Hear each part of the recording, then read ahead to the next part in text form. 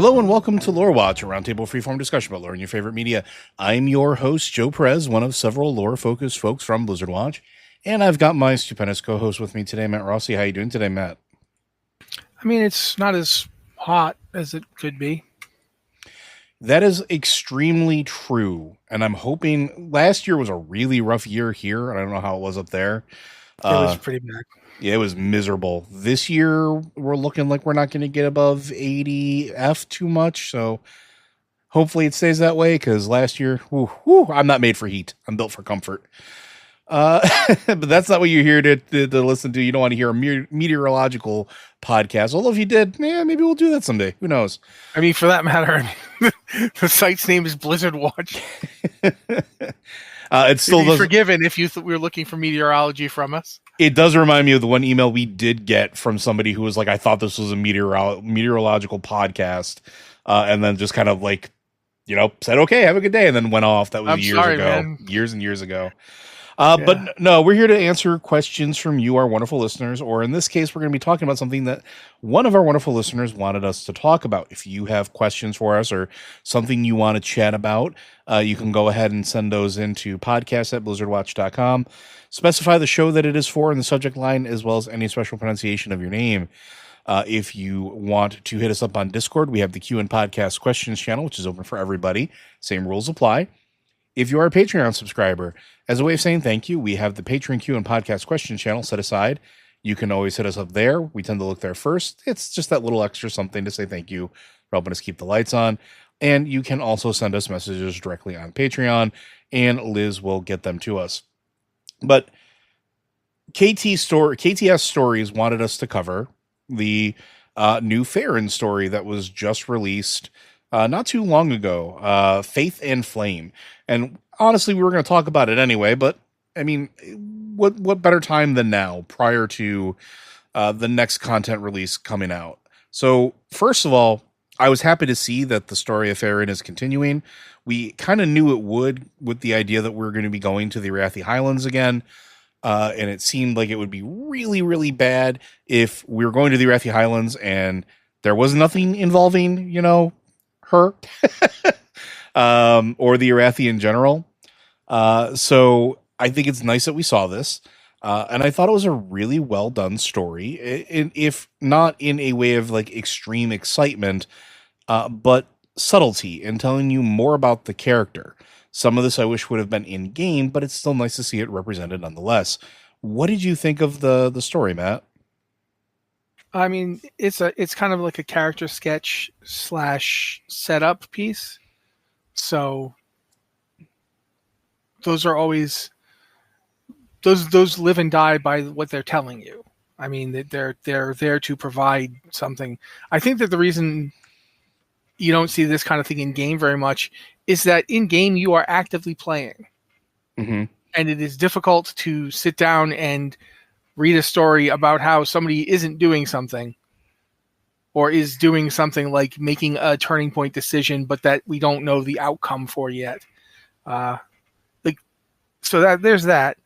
I think it was good that they decided to move Faerin further. I think that for me that the moment that I liked the most was actually one that they didn't actually establish the payoff for. They just showed it happening, where Deneth Trollbane shakes her hand, and the Trollbane line ties back to the Lothar line, because the Lothar line is literally the line of Arator and his descendants. Mm-hmm.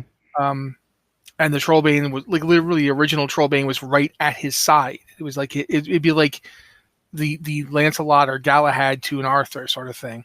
So I thought that was interesting, and he doesn't like say much to her. He doesn't say anything like I knew Anduin Lothar or anything like that, because she wouldn't even know who that is, except that she was told who it was by the Anduin she knows. It's an interesting. There's a feeling of weight to it, both the physical sense of something being heavy or foreboding, and of the waiting of it. It is a story about waiting. It's a story about having reached that moment where you have to push off, and you have to make the change that you felt that you had to make for a while, but now you actually have to do it. I thought it was interesting.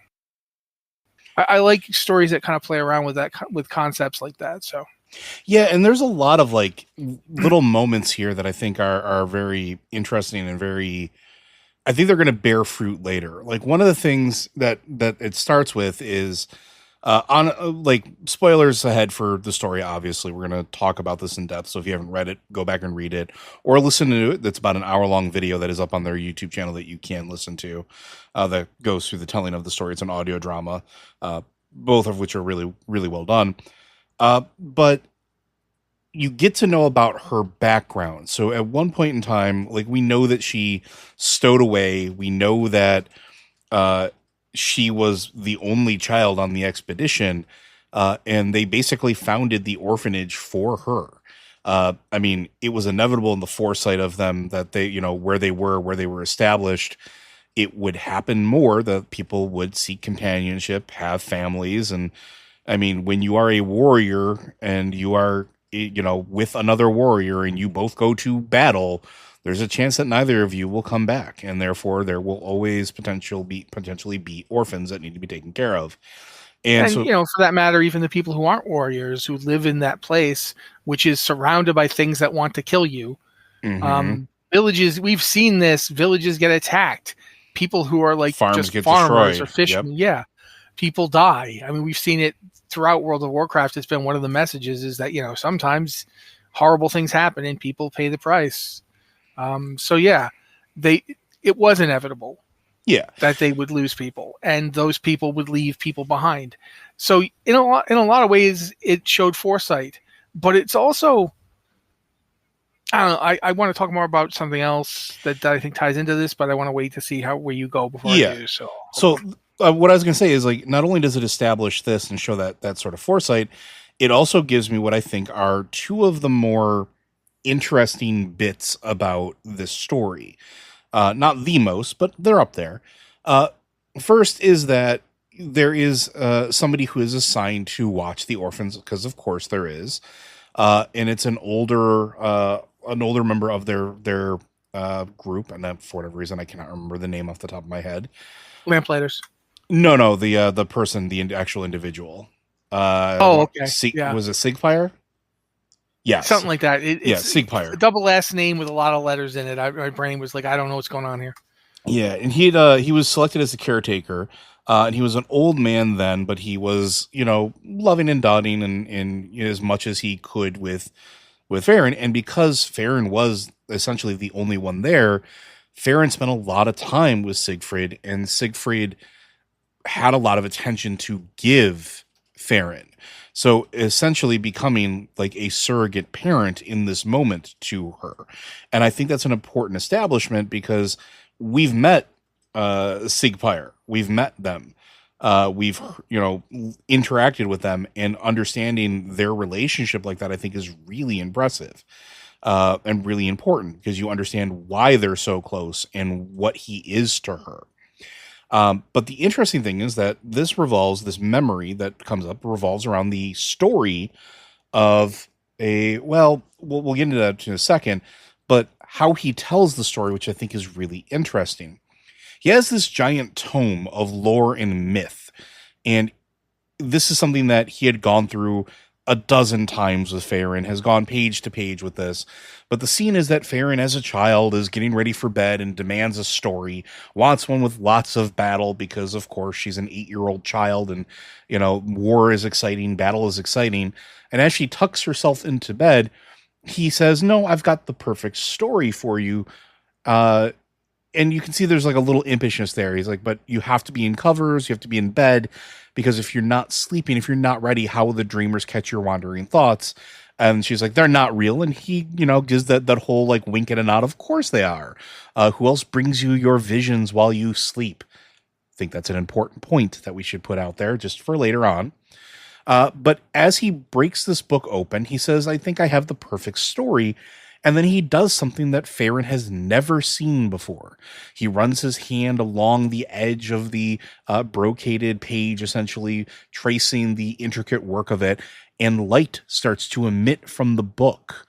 And the book turns itself over page by page till it gets to where it goes.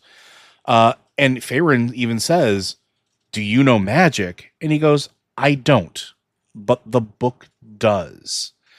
And the story that he begins to tell is something that he says is a special one, hidden amongst all the fighting and all the battles, nearly forgotten due to the oath that was sworn by the secret keepers, guardians of our most secrety secrets.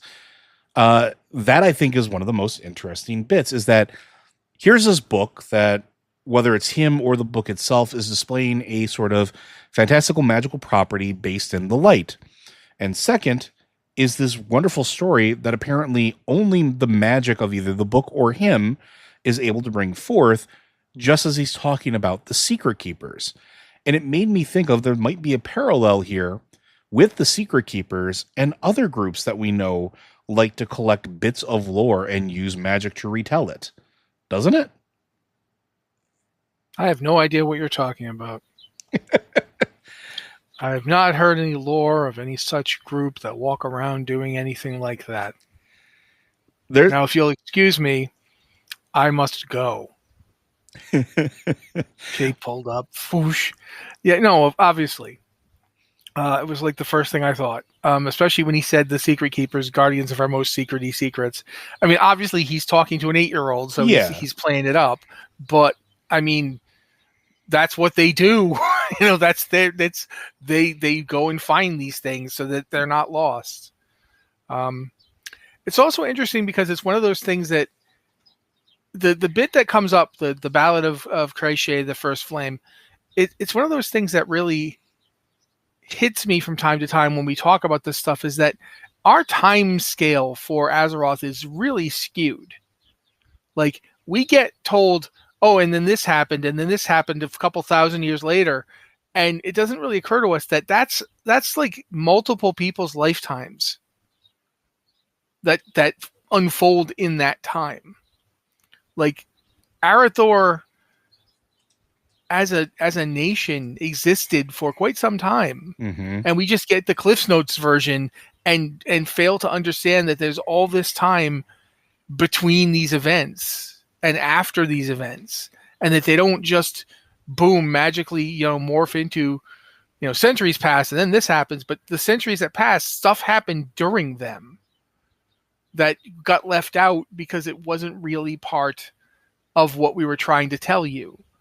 So the Kreishe, the whole part of the story about that legend is interesting to me, just from the idea of, these people lived and died and had these things happen during their existence, and we've never heard about it before because there was no time for us to hear about it. And not only that, so long ago. And not only that, but it seems like it's something that they might be, I don't want to say keeping away from the open world, but like, this establishes that there's stories that even they're not broadcasting, and there might be a reason for it. And let's talk about Kreishe here, because it's Kreishe the First Flame, Tale of the Lost Queen of Arathor, and ancestor to Faerin.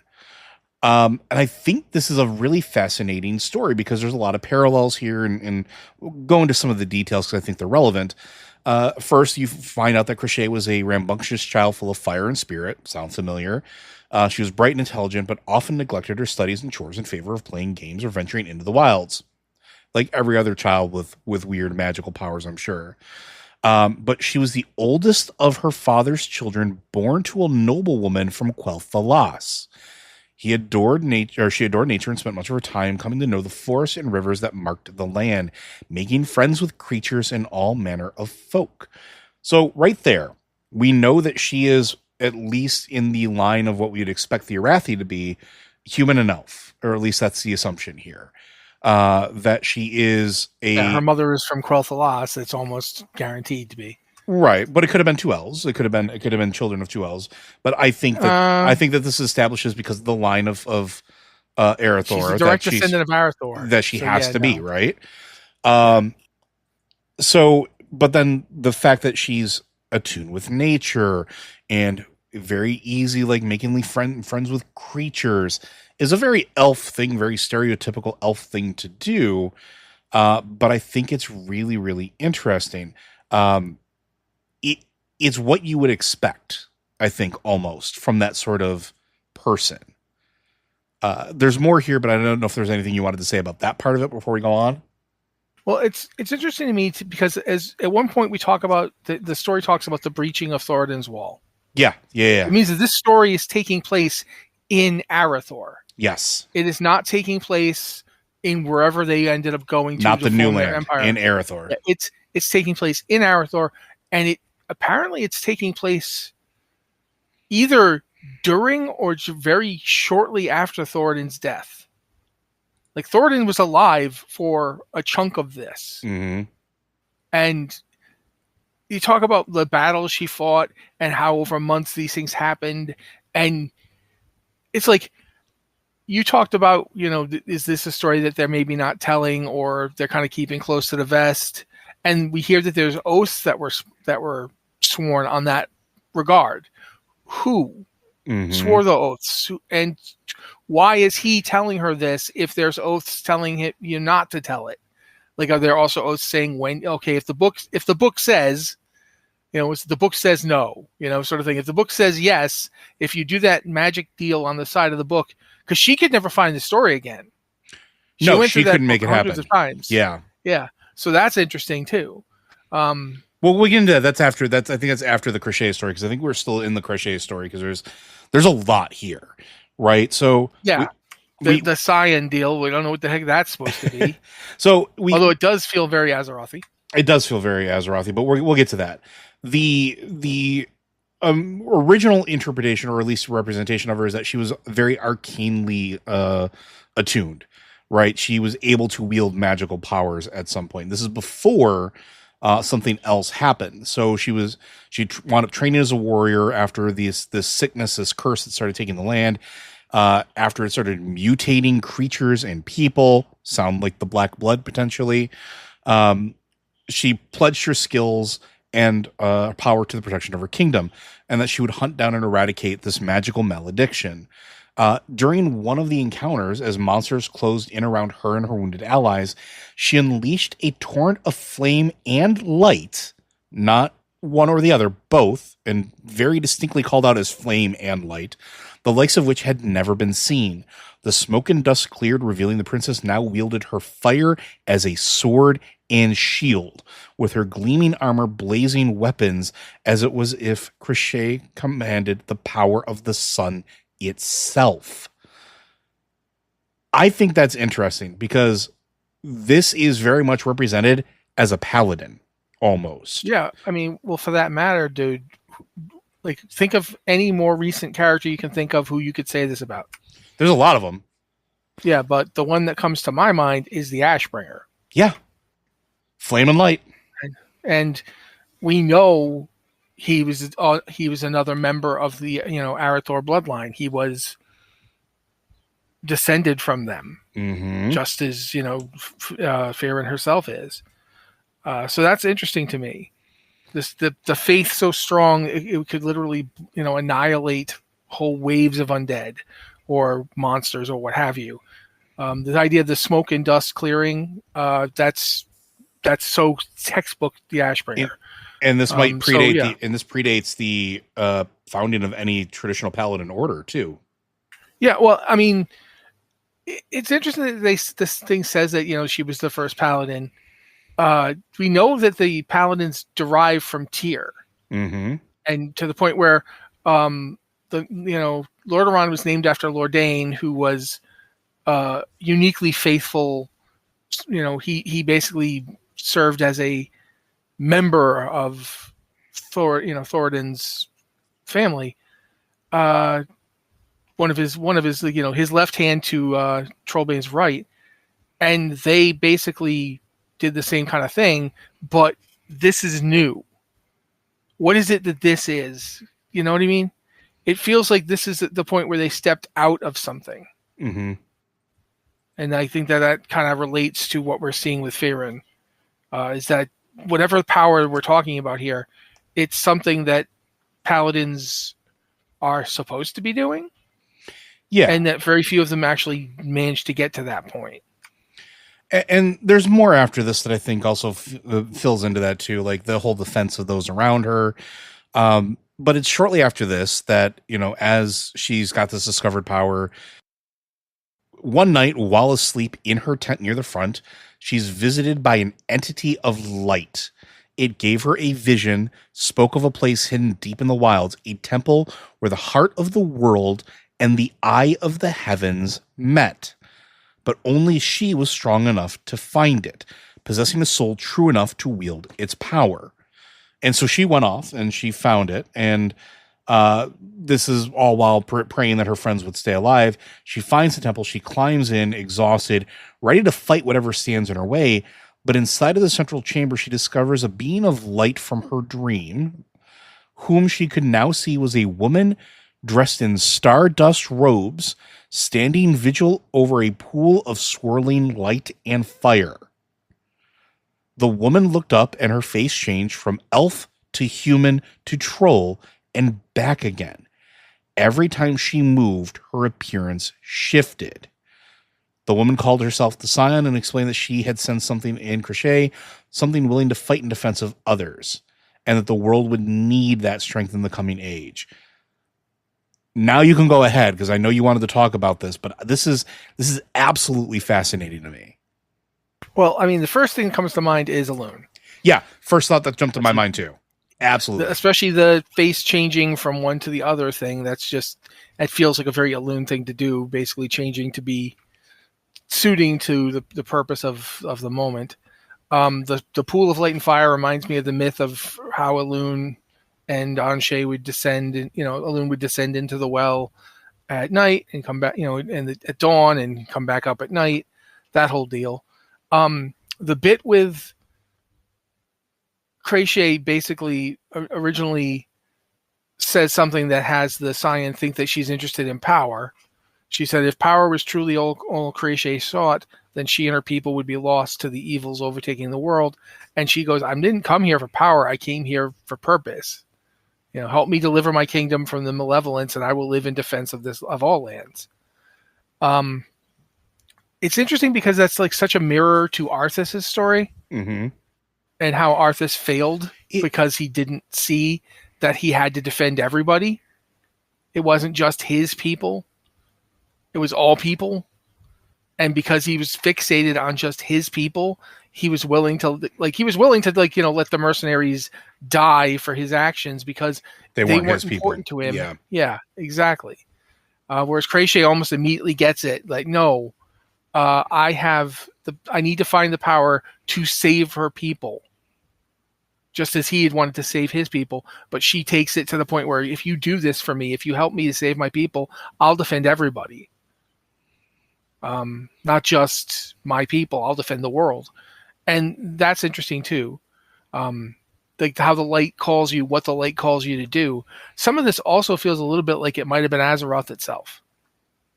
Yeah, so I started thinking about that a lot too, because what happens next I think plays into this, and I just want to bring this up a little bit so I can kind of track back. So follow me here.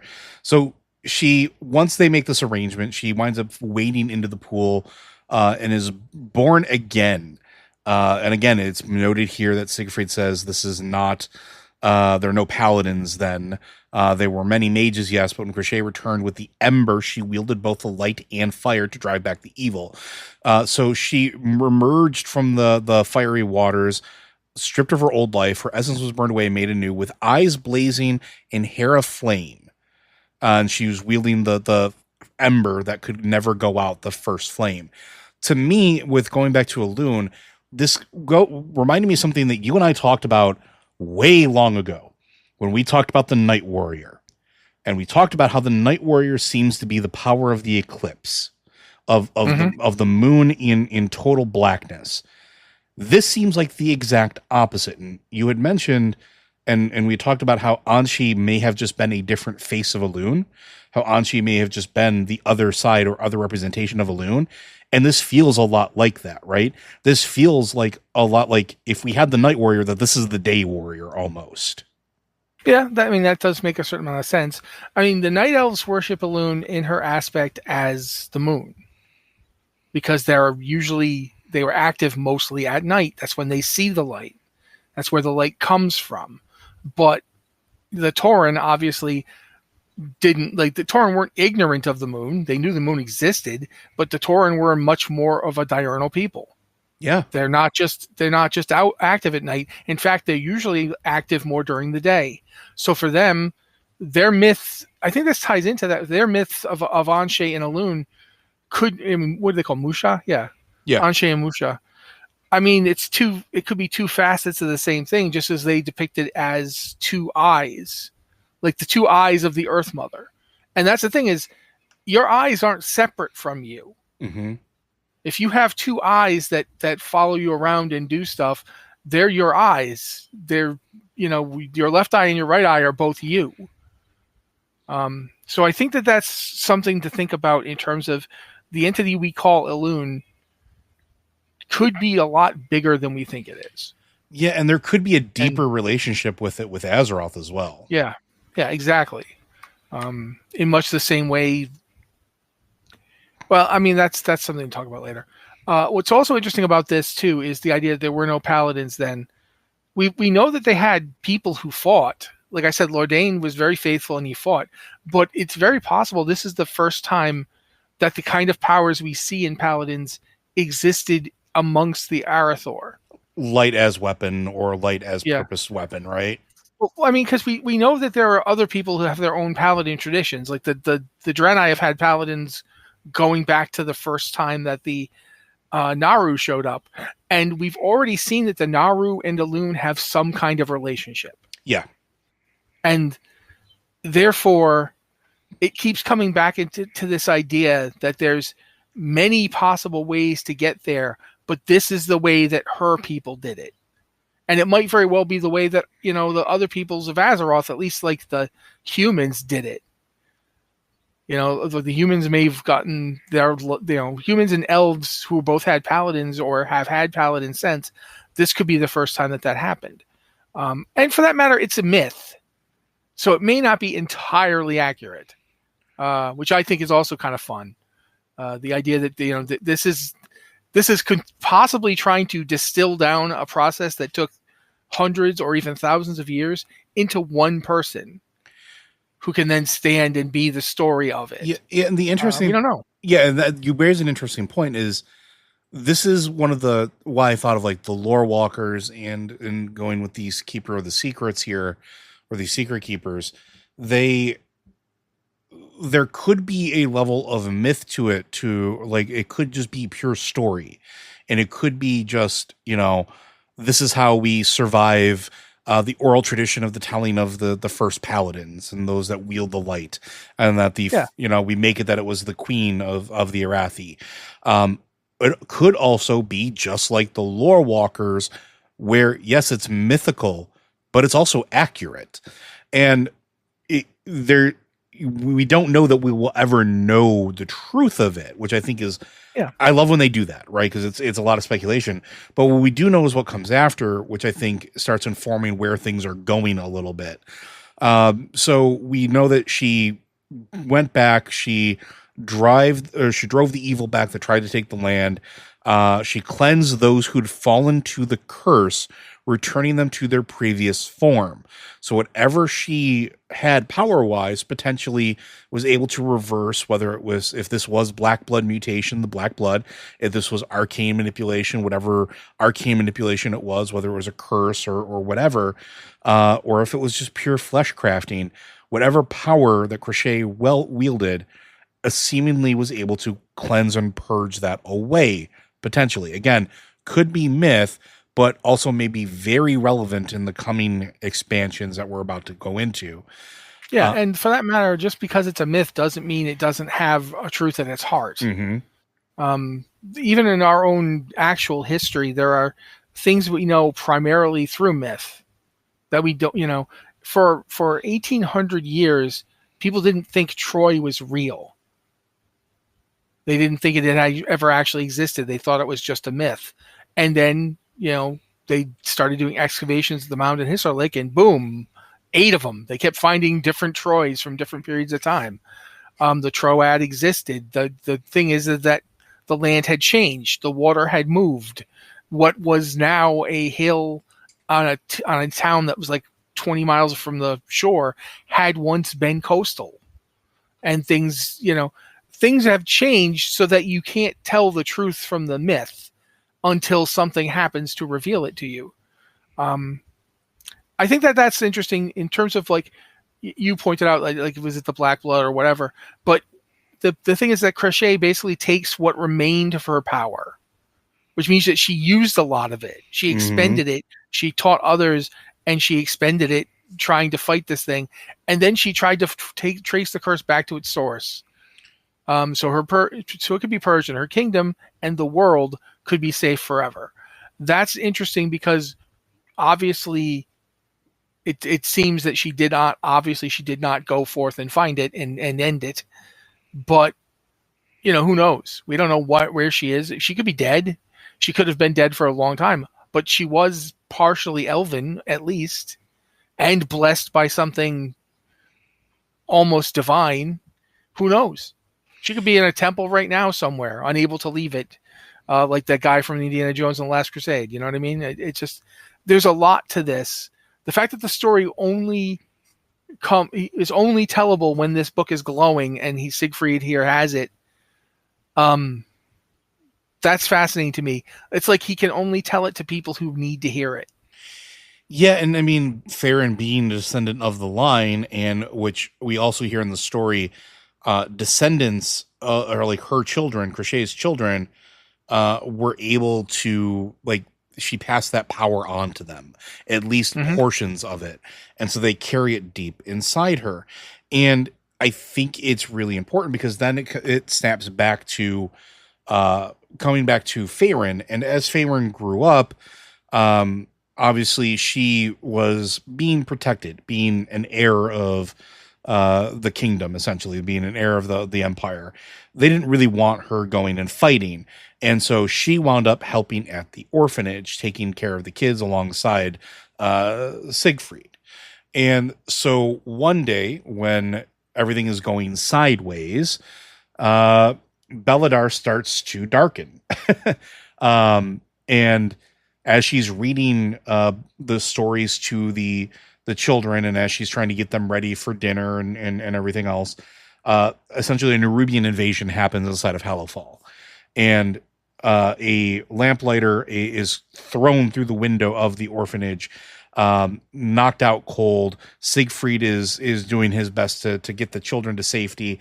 But then what's happening is you have Faerin, who is one, trying to hide from this Nerubian who is taunting them.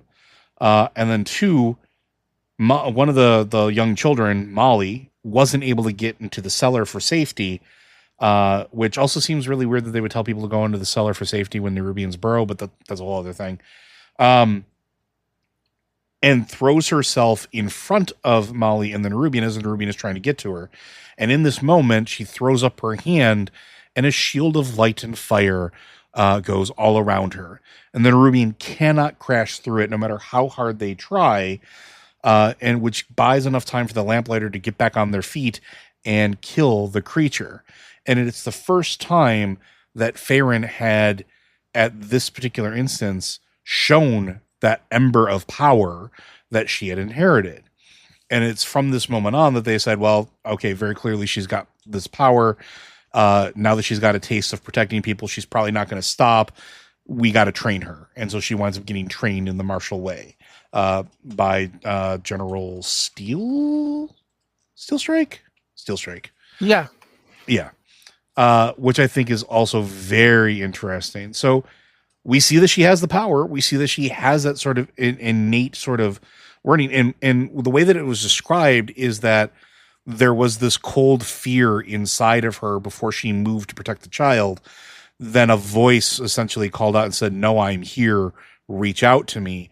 And as she did, it melted away the fear and allowed her to act and sort of intervene in that moment. It's just a fascinating framing. I don't really, for me, it's more interesting to me than that, because that's just typical hero stuff. What I thought was interesting was this idea that, I want you to think about the fact for a moment that an 8-year-old decided, and actually was only an 8-year-old when she's in the orphanage. So she was younger than that when she snuck onto the boat in the first place. Yeah. And all of these things that this tiny little child did are effectively revealed through this story to have been at the behest of something. Something that called out whether to her. It's a calling, and this expansion is about the Azeroth screaming help at a whole bunch of people. It's quite possible that Faerin has been one of those people her entire life and has basically been contacted by the entity that is this glowing phenomenon that seems to be Azeroth itself this whole time. And since we've already implied that the scion there might be Elune or it might even be Azeroth, it's quite possible that the same thing that was calling that her ancient ancestor has been calling her this whole time. That to the same purpose even. And has been since she was very young. Mm-hmm. And keep in mind that over the course of her life, Faerin's been through a lot. Faerin is missing her arm. We haven't even got that. We haven't gotten that story yet. Yeah, no, we haven't even seen that one yet. Faerin has been fighting on the front lines of this battle with everything around Belladar since the Belladar started failing. And Belladar didn't start failing last week. It's been failing for years. And to me, that's interesting. Yeah, keep in mind, of course, that Legion was at this point years ago. It has actually been a bit. But even before that, even before Sargeras stabbed the planet, even before all of that stuff, Belladar has been slowly failing. They've been having these void moments. Quite frankly, I still think Belladar might be just a really big Naru. Every time I think about Belladar, I'm like, okay, so it's got light and dark cycles. It's this big crystal thing. I mean, guys, you're really hard for me not to think that this is a Naru, or even Anshe or what have you. I don't know, but there's a lot to this idea, and that's one of the reasons I said that it was so interesting that when Dennis Trollbane meets her, he says, "Oh, you're the Lamplighter. You're the Lothar who's a Lamplighter." He just accepts that she's a Lothar. Doesn't have any trouble with that, and keep in mind. She's of the Arathi that left and went off and founded this empire. He's an Arathi who stayed. Him and all his ancestors going back to the foundation of the Arathi Empire. He's been in the Arathi Highlands this whole time. So that's got to be interesting. That's something I want to understand how that works. Is it similar to we know people, you and I grew up as Americans. So we've lived our lives with our ancestry dating back to other places. Like the old world is something that we have as a concept in our family. And that to me is interesting because I went over and met my grandmother's cousins. When I went to Ireland, I met the people that my grandmother, essentially the children of her siblings that I had never met, or the children of her mother's siblings, my great grandmother's brothers and sisters. I met them, and obviously we're related, because my grandmother is related to their grandmothers and grandfathers, but we're not the same. Mm-hmm. There's a lot of difference between us. I don't call myself Irish. For one thing, my last name is Rossi, so obviously I got some Italians in there somewhere. But also there's a ton I want to know about how the Arathi view the places. How do these Arathi view Arathor? How do they view the Arathi Highlands? Have they thought about going there? Obviously, Faerun's going to go there. I keep saying Faerun like I'm talking about Forgotten Realms. I don't like that, Matt. It's Faerin. But yeah, there's a ton of stuff to this that I find absolutely fascinating in terms of both just the personal journey and also Faerin's faith is fundamental to her being. Mm-hmm.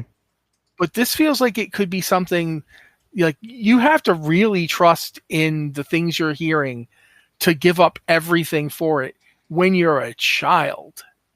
And I'm not talking like a teenager. I'm talking like 6.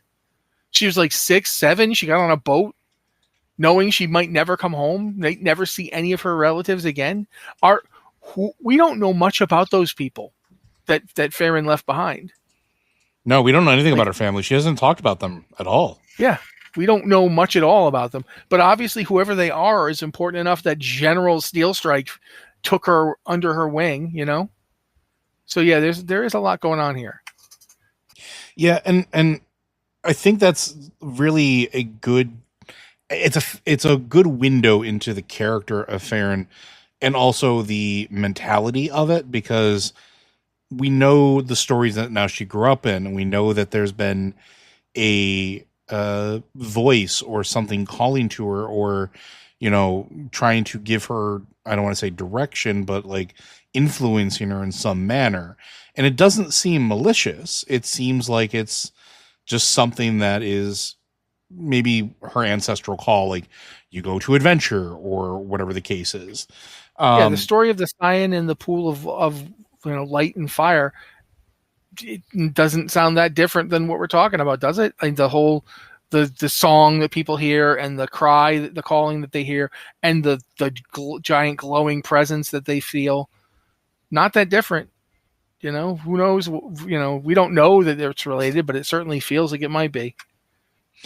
Yeah, and I think that this also then establishes the next portion, which is all of this is to say that the story is leading up to Faerin is making the decision to take Anduin up on his offer. And if you didn't know, Anduin made a offer for Faerin to join them as they leave Dornogal once things are sorted, to go back home. Anduin's been away from the kingdom for a long period of time. He needs to go back and check on things. But also things seem to be calming down in Dornogal.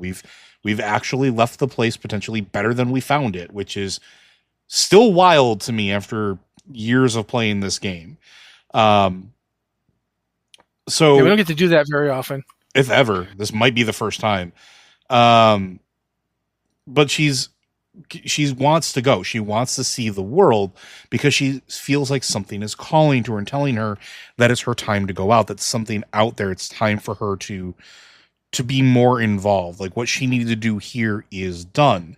And that may be part of, her purpose here was to meet Anduin, maybe. And maybe it was to help the people of Kaz Algar all become one place, one people, one united front again. Because don't forget, like, she was a voice of reason when we were bartering and using, like, with Anduin, trying to get everybody on the same page, whether it was Horde Alliance, the Earthen, basically getting everybody like, listen, we're all going to be here, but this is our place to live. We all need to unite together, and we need to free the Nerubians, not just kill them, because now if we free them, we can have them on our side. And we've kind of done that to a point as well. There's still some loose ends that we'll talk about in a future episode, because I'm mad that there's not one payoff yet, and I'm curious when that's going to happen. But it is. Yeah, I think that's to a certain degree that the payoff for this is not coming till like 2 expansions from now. Yeah, which is fine. But yeah, so now she's moving forward, and now we know that we're going back to the Arathi Highlands, and that is probably going to be the next place we see her, because why wouldn't it be? Daneth Trollbane is going to be one of the folks that is showing her around, and Anduin specifically calls on him and introduces them at the end of this, as she says, yes, I'm going to be going with you. And I think that's also fascinating, because it's like the Arathi Highlands is a really important place that she didn't know exist. I mean, she knew it existed in the sense that it is the place her myths are told in. And I think that's interesting. Like the whole deal, they broke through Thoradin's wall. The Arathi Highlands has the Thoradin's wall on one side of it. Mm-hmm. That's literally this wall right here. I've been there. I've walked on it. I've fought monsters there. So to her, it is a completely fantastical place she's only heard of in these stories. And to the people of like that she's going to be traveling with, it's just that place they live. So yeah, there is a lot of interesting potential here. I don't know, how it's going to pay out, but I do think it's fascinating to watch it get closer to existing. I also think, though, one of the things we haven't really talked about is the fact that what we see in this story is what has shaped Faerin as a character, as a person. And we already knew the hero and the almost fanatically faithful person, but we didn't really get was the idea of Faerin is lonely. Mm-hmm. She's lonely, surrounded by people. There are all these people that care about her, and she's still lonely. Yeah, because she feels pushed onward and has to leave behind everything, and she has felt that way her whole life. And the people that helped her make sense of that, or made her feel better, or process this information, or were able to be like voices of reason, are gone. They're not there anymore. Like, that's another sticking point. Like, she actually has to go and say goodbye to them. Well, it's not just them. Yeah, they're dead essentially. And that's not saying like Steel Strike and Chiron and Siegfried. They're all important to her, but they weren't the only ones. And even she can't bring herself to say goodbye to Siegfried, which I think is fascinating. Well, for that matter, like when she goes to see Ryoth's cat, and she herself doesn't have one. She's like, I don't actually like these guys that much, but I'm gonna miss you, And I mean, I don't know how to put, like, we haven't even talked about the story of the dragon because we don't get much. We hear a very little bit of it. But there's the bit of like this big blue dragon that's going to teach the original this mage. Person. Yeah. So there's a lot to that one that I really wish we got more than that. But there's just this moment where she's there with Ryoth's cat, and she's like, please don't feel like I abandoned you. Please don't. I hope that when I don't come back, someone is here.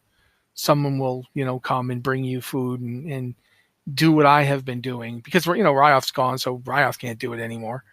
And there's this moment of just heartbreak. Mm-hmm. She still knows she's going to go. She knows she has to go. Like, a lot of the tension of the story isn't the tension of somebody who isn't sure what they're doing is right. It's the tension of someone who knows what they're doing is right and knows it will hurt, and does it anyway. Which is something that makes Faerin to me a very interesting character in terms of like how she's. She is not immune to doubt. It's just what she doubts. It is never her purpose she doubts. It's herself. Can I do this? Can I succeed? I know I have to try, but can I actually do it? There's a lot to it. There's that whole bit where she's like a little mad that Khadgar got returned to Aleria and Anduin. They got to get Khadgar back, but none of her friends came back. And she's like, all these people died fighting that thing. And I'm not like selfish, but still it hurts. And I think that's a really good moment. The idea that she might never get to go back there. And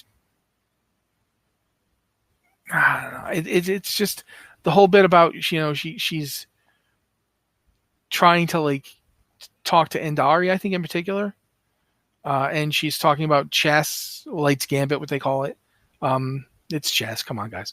And that whole bit, I know part of me knows you'd pack my bags and send me, off with send me off yourself if you were here. Maybe you'd even come with me. Maybe I would even ask you. And there's that idea that there's loss. And she says that idea is really a fundamental part of this concept. This person who goes forth and attempts to like do what that needs to be done. They do so knowing they are going to lose things, that they've already lost things, and they will lose more things. That is, I don't know. It's just a really poignant aspect of this story. It's kind of fun that you get to watch her, jerk Anduin around a little bit. Yeah, there's a playfulness there, but I think that's really the thing that gets me about this is that the story is incredibly grounded. It's dealing with this telling of myths and stories, and we only really get the one detailed myth, and we get little bits and pieces of some of the others, but it's grounded in the reality of everyday life for these people and the people that surround Faerin, the Arathi, and what her life looks like as she tries to move forward. And I think that's a really interesting framing. We talk about this all the time.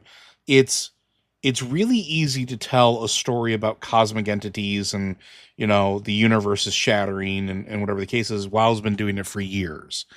But it's really difficult to do a very human story. And at the end of the day, while this was asked to us to cover because of the myths, I think the more human aspects of it is what's fascinating to me and what I think is exceptionally well done. Learning more about Faerin, having more about the strength of character and what makes them who they are, I think is just as, if not more important than the myth itself that we learn. And it makes me look forward to seeing what Faerin's going to be in the story, because she's very clearly has a part to play. She's not done. And whether that part is she'll be fighting alongside us in the Highlands and then onwards towards Midnight and into the Last Titan, or whether that ends here, we'll find out. But I'm really excited to find out more about this character, more about how they fit in with the coming story. I do also find it fascinating that it also ends with Anduin basically saying, yeah, I'm going to have to leave you be. But there's other people that are going to watch you. And her being very disappointed by it, but also like she's going to get a chance to stand on her own without Anduin, which is very clearly like displayed by the story, right? They're essentially telling us that yes, she has a story and it doesn't necessarily involve Anduin. And I think that that's really important because that's something, I mean, I know you and I asked for it, but it seems like the community at large has asked for it as well. So where do you think our payoffs for this are going to happen? Like, we know that it's going to be in the Arathi section, but do we think it's going to reverberate past it? Obviously, I think it's going to move at least past this expansion. That's what I believe. But I don't know beyond that. It's one of the things I've actually learned to try not to anticipate these things, because sometimes I fail, but sometimes it's worse and I succeed. Then I feel kind of cheated because then I don't get to see what someone else is going to come up with. I mean, I do, because it's what they came up with, but it feels like, oh, I saw that coming, and I don't like that. Mm-hmm. But in the case of Faerin, I want them to basically do more with her, because they have not introduced a lot of new characters over the years who've gotten to stick around as much as they could have. I will say this till Doomsday. I don't like how Garrosh ended up. And Agreed. I really feel like it was a waste of a story element. I say this as somebody who's primarily played Alliance my whole life at this point. For like the entire existence of World of Warcraft, I have been playing Alliance. I have Horde characters. I play Horde from time to time, but I've primarily played as Alliance.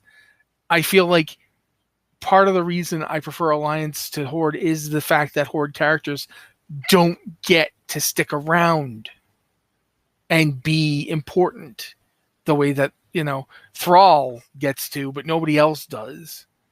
And I actually felt like at the end of Warlords that Garrosh and Thrall and their rivalry had gotten to this really interesting place where, in his quest to defeat what Garrosh stood for, Thrall threw away a part of himself.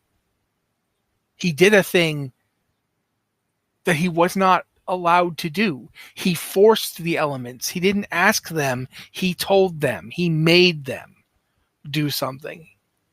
And I kept thinking to myself, Garrosh shouldn't be dead after this. He should still be alive, maybe, ruined, but alive, just so he can confront Thrall with his hypocrisy.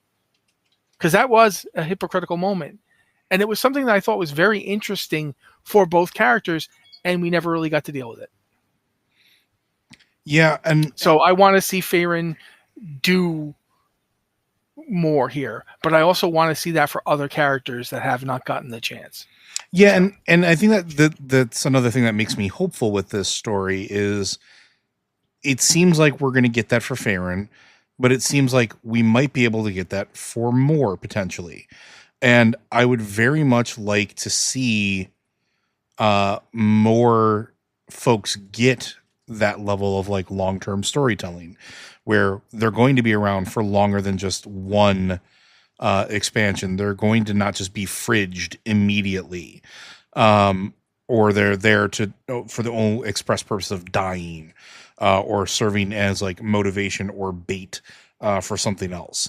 Like I am A-okay with that happening more frequently. And I'm hoping that this is an indicator that we will get more of that in the future. And if anything, the fact that we're going to be in we're at the end of the first chapter of a 3 expansion cycle, and that's the opportunity really to do that quite a bit, right? To have characters that span all 3 of those expansions, to have ones that get introduced and make a long-term effect. And I'm hoping that we get more of that. But also I'm hoping that we get to know more about the secret keepers. And I really... I definitely think that's tied into the whole the lore walking experiences we're going to have. I feel like there's got to be a parallel. I feel like that she went through one of those for her ancestor. Like, I honestly feel like that's what that was. And that it wasn't the book itself, right? Like it was. Yeah, no. The fact that he says, I don't know magic, but the book does, makes me feel like maybe the book did know magic. Maybe it's, it's a thinking book. I don't know. But I like the idea of this thing being out there that allows you to see this story that you need to see. It reminded me very much of the stuff we did back in Pandaria. So yeah, I definitely want to see more of that kind of thing. I want to see more of what the lore walkers always seem to be so interested in telling us things. What is it like when they don't want to tell us something? Yeah.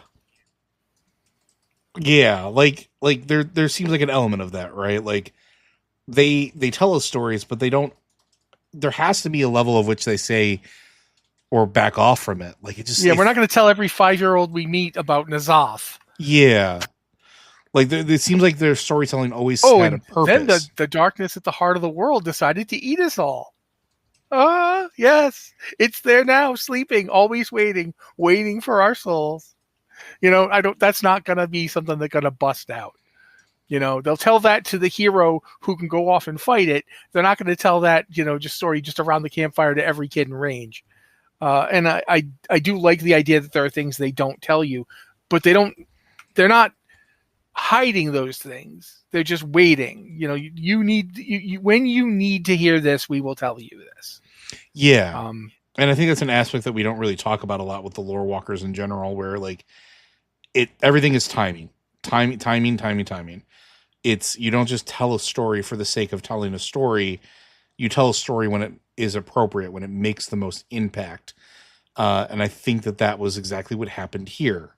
An 8-year-old Faerin is probably at that exact moment in the right mind to receive that story and internalize it in a way that like an adult or a younger child wouldn't be able to.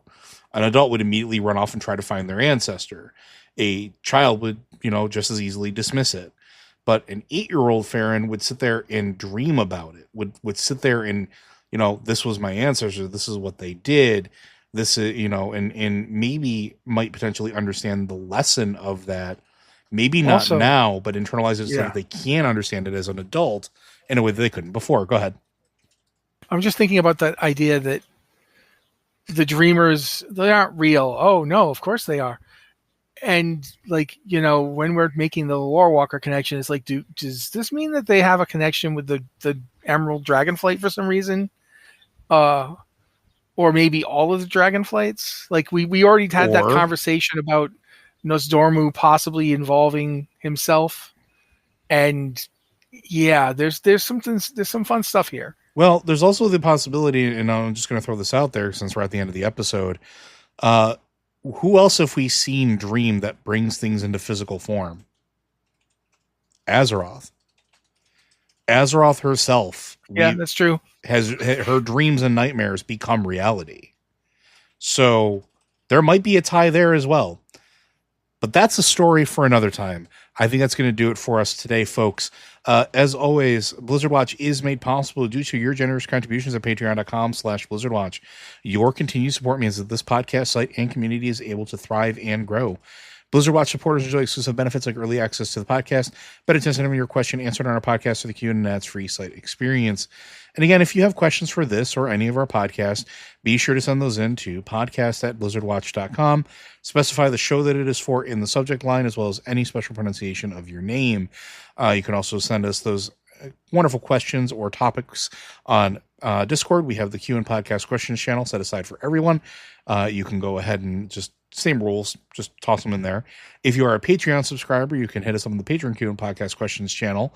We tend to look there first as a way of saying thank you for helping us keep the lights on. And you can also send us messages directly on Patreon.